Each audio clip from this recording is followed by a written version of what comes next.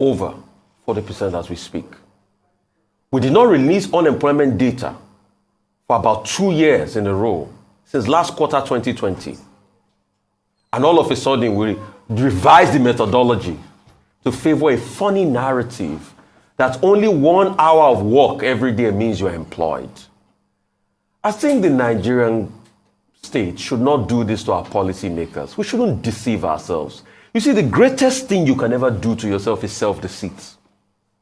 Because it doesn't move away the problems. The problems are there. And when you deceive yourself, you don't get anywhere. So what you're saying is that if I leave my house, all right, for 1 hour every day, 7 days a week, I'm employed.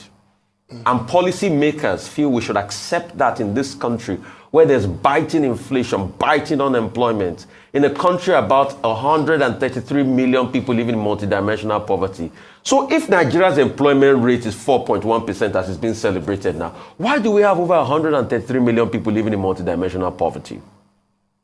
Can we also juxtapose the poverty rates in the country we have not beaten now to their unemployment rates? Let's start by doing that. And now we're doing comparative methodology because it suits us all of a sudden. I think for us to tell ourselves the truth, let's go back to the former methodology that showed us where we truly were. Go to the companies, they're laying off people more than ever before.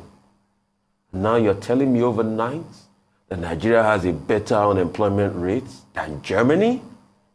Than Germany that creates so many jobs? Than the American economy that we know from job numbers, how many jobs they create monthly? The first data I would challenge the MBS to give us is how many jobs we are creating on a monthly basis in Nigeria.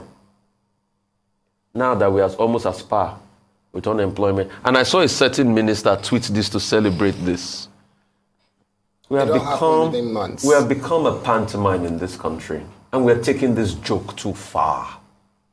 All right. Okay, so we will have an expert speak to us, in the course of today's show.